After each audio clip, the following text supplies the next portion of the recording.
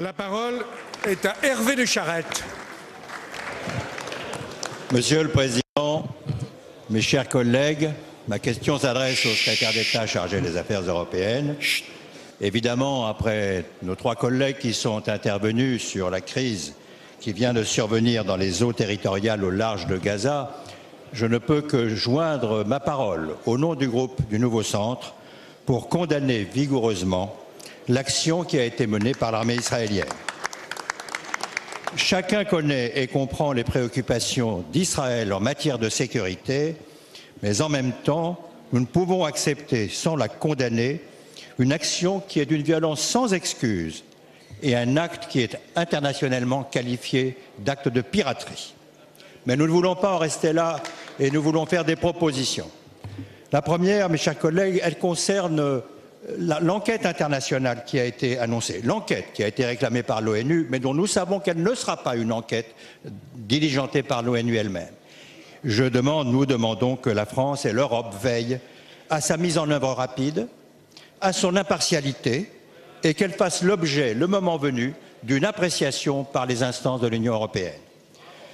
En second lieu, nous estimons qu'un acte solennel de solidarité de la France à l'égard du peuple de Gaza est nécessaire aujourd'hui et nous souhaitons, Monsieur le Président, que le Parlement, que l'Assemblée nationale envoie une délégation représentative des quatre groupes ici présents, qui sont apparemment unanimes, pour apporter la solidarité de notre Parlement auprès du peuple de Gaza martyr.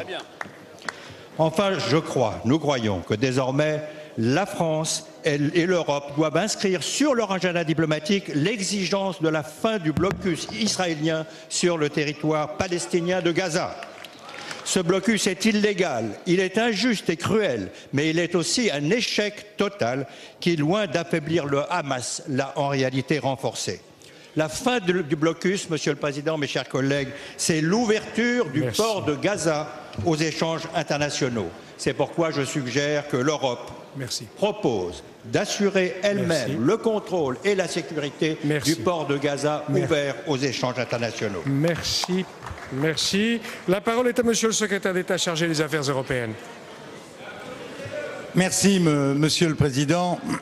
Monsieur le ministre de Charette, vous avez raison de penser que le blocus de Gaza n'est pas tenable et vous avez raison aussi de penser que l'Union européenne et la France ont un rôle majeur à jouer dans cette situation. Le moment est venu en effet pour l'Union européenne de jouer tout son rôle et pas seulement comme bailleur de fonds. Je rappelle en effet que nous sommes, avec l'Europe, les premiers bailleurs de fonds dans la zone, que nous travaillons à de nombreux projets de développement, y compris à Gaza même, notamment, comme l'a dit tout à l'heure le Premier ministre, la reconstruction de l'hôpital Al-Quds. En décembre dernier, à l'instigation de la France, l'Europe a esquissé la solution de paix, un règlement territorial fondé sur les frontières de 1967, 2 États ayant pour Jérusalem pour capitale. Nous avons depuis, nous les Européens, la France, soutenu les efforts américains visant à la reprise des négociations, notamment par l'adoption d'un calendrier précis de 24 mois en échange de l'arrêt de la colonisation.